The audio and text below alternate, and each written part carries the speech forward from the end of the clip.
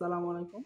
আজকে আমরা mesh অ্যানালাইসিসের ১৩৬ number math নিয়ে আলোচনা করব। এটা আমাদের ডিসি সার্কিটের ১৩৬ নাম্বার ক্লাস। আর মেশ অ্যানালাইসিসের ৩ নাম্বার ক্লাস। হ্যাঁ, এর পূর্বে ২টা মেশের ম্যাথ সমাধান করছি।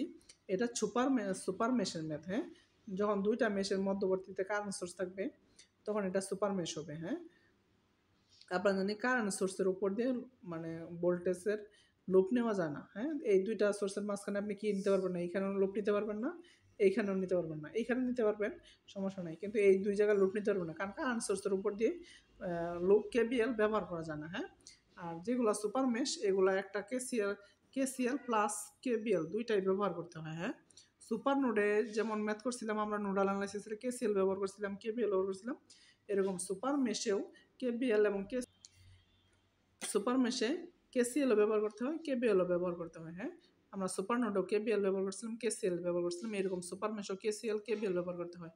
তাহলে আমার এখানে আয়ের মানটা বের করতে হবে। হ্যাঁ, আয়ের মান বের করতে হবে। এখানে একটা সোর্স, তিনটা সোর্স আছে। হ্যাঁ, তাহলে আমরা এখন সমাধান শুরু করে দিই। আচ্ছা, শুরু করি। দেখেন এখানে আমি তিনটা মেশে তিনটা কারেন্ট ধরছি, I1, I2, I3। আপনি চাইলে এই কারেন্টের ডিরেকশনগুলো আপনার যেভাবে মন চায় উল্টা করে দিতে পারবেন, সমস্যা নাই। যেভাবে দিবেন ওই অনুযায়ী প্লাস মাইনাসটা হবে আর কি, এটা মনে রাখবেন আর কি। হ্যাঁ, তাহলে আমি দেখেন অ্যাপ্লাই লিখছি এখানে। এখন কি অ্যাপ্লাই কেবিএল ইন লুপ 3, এই লুপ 3তে একটা কেবিএল নিব। এখানে আমি কারেন্টের ডিরেকশন দেন এদিকে দিছি, তাহলে এটা হবে প্লাস। কারণ কি কারেন্ট ঢুকতেছে এদিকে, বের হইতেছে এদিকে, plus minus plus minus plus minus. হ্যাঁ, আর এটাতে আমি দেখেন কারেন্টের ডিরেকশনটা এদিকে দিছি, তাহলে এটা হবে প্লাস মাইনাস, এটা হবে প্লাস, এটা হবে মাইনাস। আর যেহেতু এটা এদিকে দিছি, এটা হয়তো প্লাস, এটা হয়তো মাইনাস। এখানে লাগবে না, কারণ এখানে লুপ যাবে না আর কি। হ্যাঁ, এটা তো লুপ যাবে না, কারণ এখানে কারেন্ট সোর্স আছে। তাহলে দেখেন আমি যদি একটা লুপটা এখন ক্যালকুলেশন করে আপনাদেরকে দেখাই আপনাদের সহজের জন্য। হ্যাঁ, তাহলে আমি এই পয়েন্ট থেকে শুরু করতেছি। হ্যাঁ, অথবা আপনি এই পয়েন্ট থেকে শুরু করতে পারেন, আপনার যেখান থেকে ভালো লাগবে ওইখান থেকে শুরু করবেন, সমস্যা নেই। হ্যাঁ,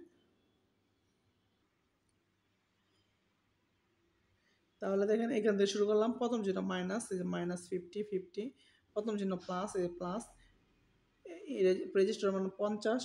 আর কারেন্টের মান হবে যেই ঘরে আছি এই ঘরের কারেন্ট মাইনাস এই ঘরের সংযুক্ত ঘরের কারেন্ট।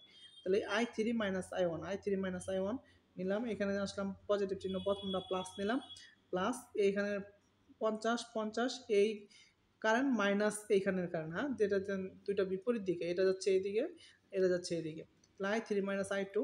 আর এখানে তো আসলাম প্লাস, এখানে নিলাম প্লাস 100, এটার উপর দিয়ে শুধুমাত্র I3 কারেন্ট যাচ্ছে, তাহলে 100 I3। তাহলে আমাদের লুপটা শেষ হলো। একটা বদ্ধ ইএমএফ এর ভোল্টেজের যোগফল হয় 0।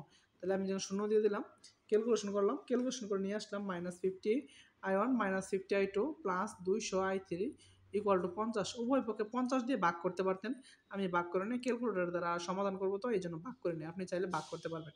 এখন দেখেন এখানে এই সার্কিটে আমাদের এই লুপটাই নিতে পারছি। হ্যাঁ, আর আরেকটা লুপ যাবে, আপনি যদি চান আরেকটা লুপ নিতে পারবেন, এইখান থেকে নিতে পারবেন, ঠিক এই দিক দিয়ে নিতে পারবেন। হ্যাঁ, কেবিএল নিতে পারবেন। আর আপনি চাইলে এখন কেসিএল নিতে পারবেন। হ্যাঁ, আমরা এখানে একটা দেখেন অ্যাপ পয়েন্ট, এটা কেসিএল ব্যবহার করবো। হ্যাঁ, অ্যাপ পয়েন্ট কোথায় আছে, এইখানে। অ্যাপ পয়েন্টের জন্য দেখেন এই কারেন্টটা কি, এখান দিয়ে কত কারেন্ট যাচ্ছে, I1 না? তাহলে একটু আপনি এই দিকে দেন, I1 দেন। হ্যাঁ, তাহলে এখানে দেন I1। আর এদিক এই পয়েন্ট থেকে দেন এই কারেন্টটা কি এদিকে ঘুরতেছে না? তার মানে কত, এইখানে কত কারেন্ট যাচ্ছে, এই যে এই কারেন্টটা যাচ্ছে I2। এখন যদি কেসিএল দেন এই পয়েন্টে, হ্যাঁ, তাহলে আগত কারেন্ট হবে I1, আগত কারেন্ট হবে 4। এই জন্য আমি লিখছি দেখেন আগত কারেন্ট I1 প্লাস 4, আর এইখান থেকে নির্গত হচ্ছে I2। হ্যাঁ, এই জন্য এই পয়েন্ট, এই দেখেন এই পয়েন্ট থেকে বের হইতেছে কত দেন, I2। তাহলে আমি এখানে লিখলাম সমান সমান কত লিখলাম দেখেন, I2 আগত কারেন্ট সমান নির্গত কারেন্ট। তাহলে আমি I1 এই প্লাস I2টা এই পাশে নিয়ে আসলে মাইনাস I2, 4 পজিটিভ, এই পাশে আসে নেগেটিভ। Equation number 2। এখন আমরা দেখেন এখানে আর একটা কেবল ব্যবহার করব, যেটা আমরা দেখাইলাম। এখানে কেবলটা কোথায় নিব, এই সম্পূর্ণ লুপ নিয়ে আর একটা কেবল ব্যবহার করব। হ্যাঁ, তাহলে আপনি দেখেন আমরা শুরু করতেছি। এখানে দেখেন যদি কেবলটা এই পয়েন্ট থেকে শুরু করি তাহলে কি হবে দেখেন, তাহলে এই পয়েন্ট থেকে শুরু করে প্রথম চিহ্ন মাইনাস, দ্বিতীয় চিহ্ন প্লাস, প্রথম চিহ্ন নিলাম মাইনাস 400 ভোল্ট, এখানে প্রথম চিহ্ন মাইনাস 400 ভোল্ট। এরপরে আসেন এদিকে আসেন, প্রথম চিহ্ন কি, প্রথম চিহ্ন হলো প্লাস 100, এটা এই রেজিস্টারের উপর দিয়ে I2 কারেন্ট যাচ্ছে, এই যে প্লাস 100 I2। এরপর দেখেন আসেন প্রথম চিহ্ন কি প্লাস, তাহলে 100 I3, এই যে প্লাস 100 I3। পরে আবার আসেন প্রথম চিহ্ন কি -50, এই যে এখানে -50। এখন আসেন এখানে এই লুপটা শেষ হইলো, হ্যাঁ, তো শেষ হলো 0 দিলাম। এটা ক্যালকুলেশন করে লিখলাম 450। 3 নং ইকুয়েশন। এখানে দেখেন প্রথমটাতে তিনটাই I1 এর মান, I2, I3 এর মান দেওয়া আছে। এখানে I1 এবং I2 এর মান দেওয়া আছে। ইকুয়েশনে যখন লিখবেন তখন I3 এর যখন মান চাইবে তখন 0 বসাই দিবেন, কারণ I1 এর মান আছে, I2 এর মান আছে, I3 এর মান তখন 0 ধরবেন, হ্যাঁ। আর এখানে আছে দেখেন I2 আছে, I3 আছে, তাহলে এখানে I1 নাই।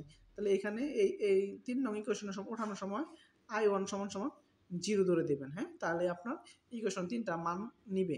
তাহলে এটা 3টা সমাধান করে পেলাম I1 এটা, I2 এটা, I3 এটা, তাহলে 3টার মান পাইছি, হ্যাঁ।